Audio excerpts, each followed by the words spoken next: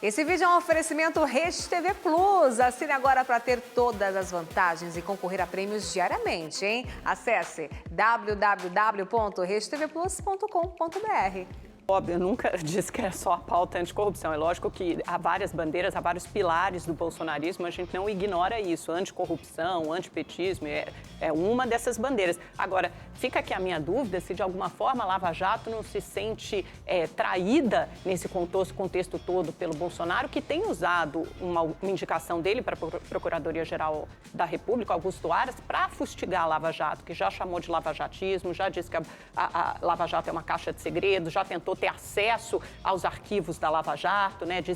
Diz que eles eram imensos. Então, a Lava Jato vem sofrendo diversos reveses, sim. A Lava Jato é entendida simbolicamente num contexto mais amplo, como o Silvio diz, como a maior operação de combate à corrupção. Então, nesse sentido, o combate à corrupção não vem recebendo o lugar que merecia, pelo menos o lugar com o qual ela foi eleita. No momento de eleição, a gente vê ela agora... completamente disso. A gente volta, a senhora volta. volta. Já dá mais debate, olha lá.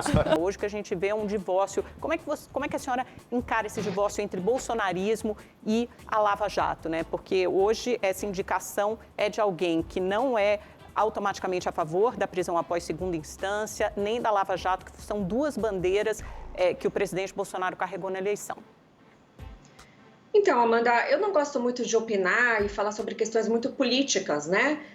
Quando o presidente Bolsonaro escolheu o Sérgio Moro para ser ministro da Justiça, ele teve suas razões, teve seus motivos. Do meu ponto de vista, é uma pessoa muito técnica, muito capaz e fez um excelente trabalho enquanto esteve como ministro, embora não fosse amplamente divulgado na mídia o que era realizado. Ele exerceu um ótimo trabalho no que se refere ao combate ao crime organizado, ao PCC, no que se refere às fronteiras, equipou com muita inteligência a Polícia Federal. Mas eles tiveram alguns problemas e o ministro Moro tinha o direito de sair do governo e deixou o governo.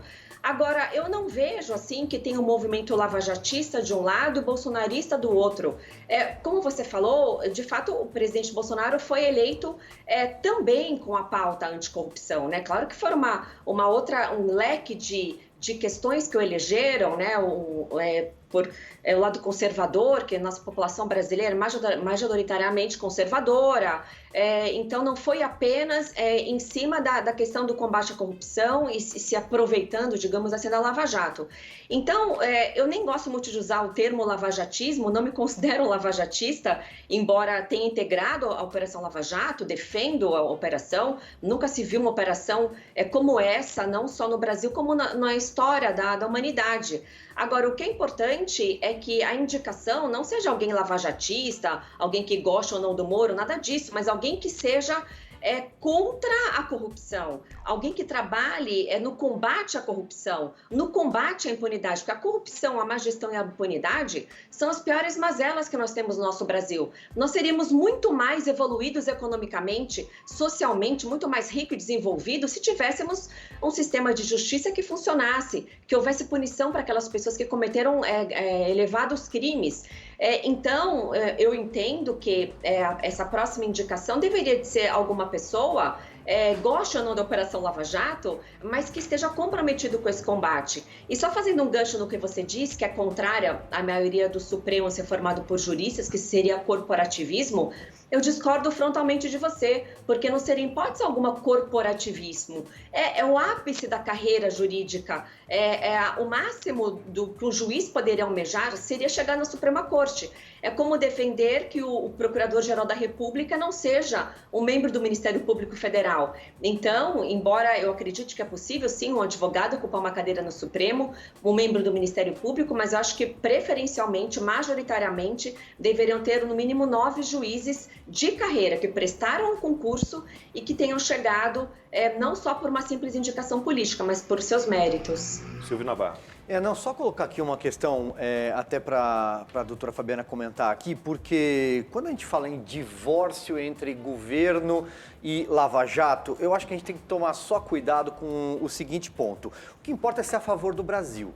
O que importa é ser contra a corrupção. A Lava Jato é a maior operação anticorrupção já montada no Brasil e eu me arrisco a dizer que é maior do que a Mãos Limpas na Itália, que foi a maior operação até então. Então a Lava Jato ela é gigantesca, ela mudou o Brasil, ela conseguiu colocar políticos corruptos na cadeia, conseguiu quebrar uma engrenagem, um sistema de corrupção engendrado dentro, nas vísceras da República, conseguiu prender os principais empresários que eram corruptos, inclusive, lobistas, ou seja, tem que ver o que é a favor do Brasil.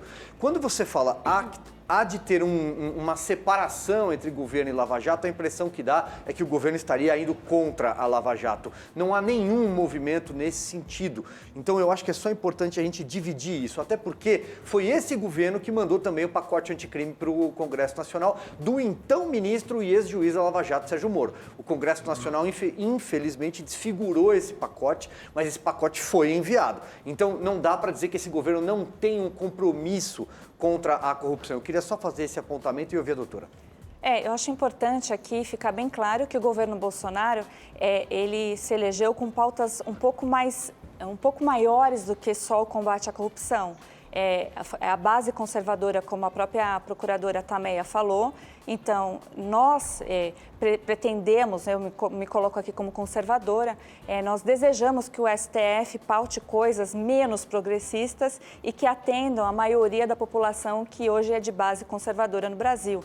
Então, essas pautas é preciso que realmente venham à tona e que deixe de ser uma bancada, o STF, de partidos como PT, PSOL, que sempre levam à baila e trazem para eles decisões que colocam coisas que a população não está interessada hoje que aquilo seja resolvido. O STF tem deixado de fazer coisas, por exemplo, pautar as coisas em relação à anticorrupção e também as pautas que nós conservadores temos muito zelo e pauta coisas muito progressistas. Então, na verdade, o governo Bolsonaro ele veio com essa bandeira foi a maior que todas. E a pauta anticorrupção, obviamente, os conservadores são contra qualquer corrupção.